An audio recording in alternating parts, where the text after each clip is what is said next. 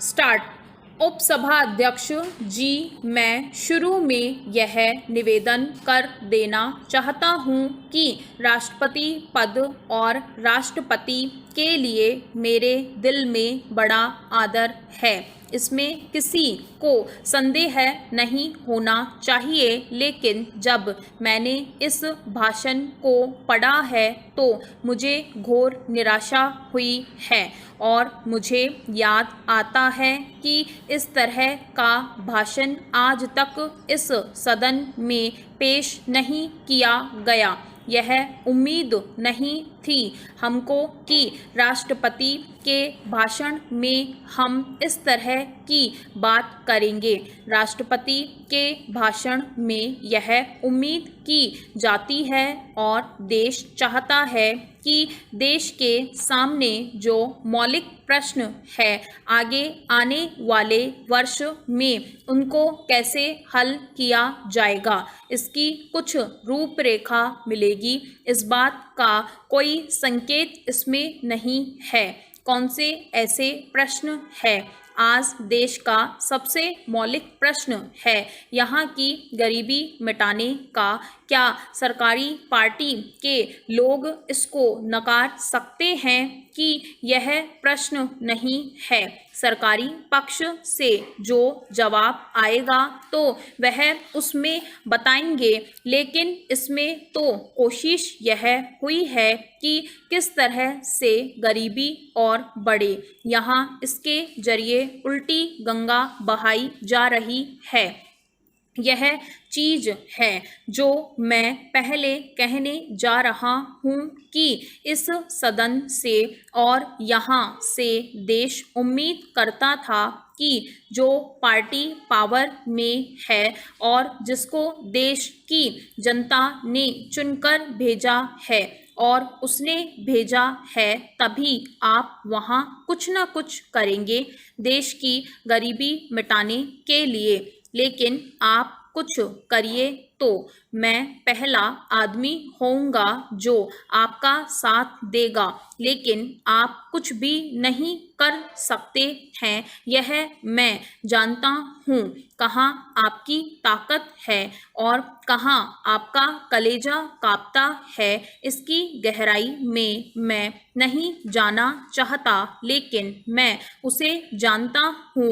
इस गरीबी को मिटाने के लिए इस भाषण में कुछ नहीं है और जो बातें इसमें दी गई है इसमें कुल 40 मुद्दे हैं। इसमें पहला तो परिचयात्मक है और अंतिम में सदस्यों का स्वागत किया गया है। बाकी 38 मुद्दों में से एक भी मुद्दा ऐसा नहीं है जिससे सरकार इस देश की गरीबी को मिटा सकती हो। कहीं कुछ नहीं है और जो बातें दी गई है राष्ट्रपति के भाषण में ये तो अखबारों में रोज छपती है और अक्सर छपती रहती है। मुझे ऐसा महसूस होता है कि सरकार को इस विषय पर सोचने के लिए पूरा समय नहीं मिला है और अगर मिला है तो जल्दी जल्दी इसको लिखा गया है, इसलिए कि कुछ बातें दे दें और उनको ही राष्ट्रपति के मुंह से कहलवा दें। अगर सच्चाई के साथ सोचा जाता तो हो सकता है कि इसमें पहला मुद्दा यह होता कि इस तरह से देश की गरीबी को मिटाया जा सकता है। मैं यह जानना चाहता हूँ कि उसको आप एक दिन में मिटा नहीं सकते, लेकिन इस दिशा में आपकी तवज्जह होनी चाहिए थी जो दिखाई नहीं देती। पैरा महोदय, यह बहुत प्रसन्नता की बात होती यदि माननीय राष्ट्रपति जी की जो भावनाएं थी उसी के अनुकूल यह सरकार आचरण करती और तब हम धन्यवाद के प्रस्ताव पर यहाँ पर अपनी सहमति देते। हमारे राष्ट्रपति जी विवाद के विषय नहीं, हम उनका सम्मान करते हैं, लेकिन सामान्यतः प्रजातंत्र में यह कसौटी है कि जो कुछ राष्ट्रपति जी कहते हैं वह राजतंत्र की एक सामान्य नीति है जो कि अगले वर्षों में बढ़ती जाएगी। इसलिए उसका विवाद के लिए आना और इस पर विवाद में पड़ना एक आवश्यक अंग है।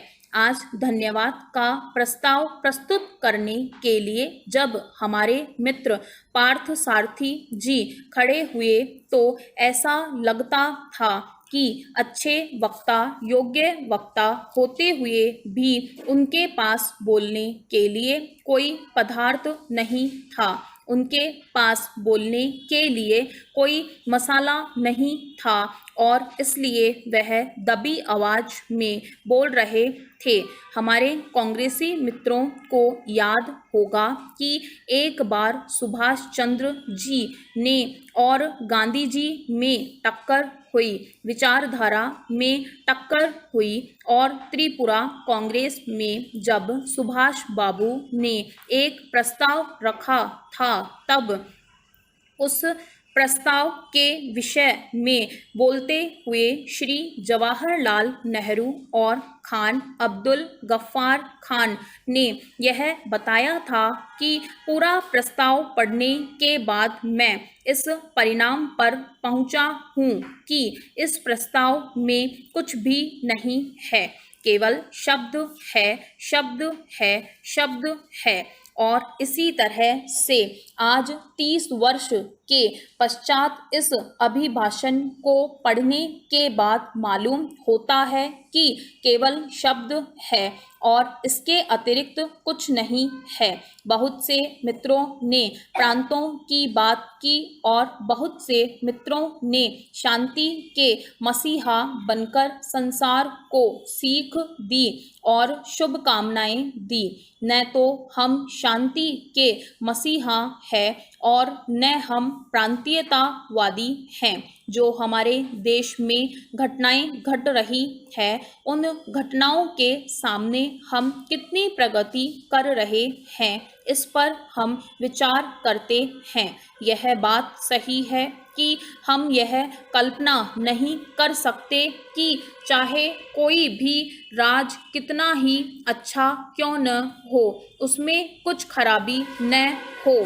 हमारे राम राज्य की कल्पना जो गांधी जी ने की थी उस राम राज्य के बारे में भी लोगों ने गलतियां बताई। इस राज में भी हम यह कहें कि गलतियां हैं तो हम समझ सकते हैं कि हमारे मित्र हमें क्षमा करेंगे और अगर हम यह कहें कि गांधी जी के राम राज्य की कल्पना को साकार करने के लिए यह जो देश आगे बढ़ा उससे हमको सीख मिल रही है।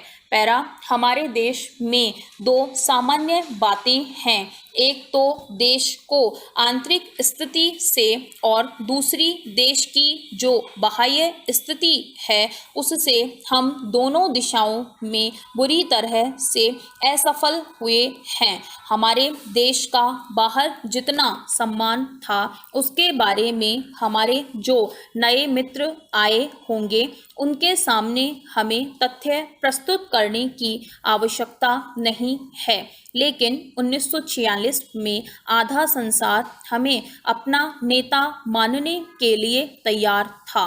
यह सच है। स्टॉप।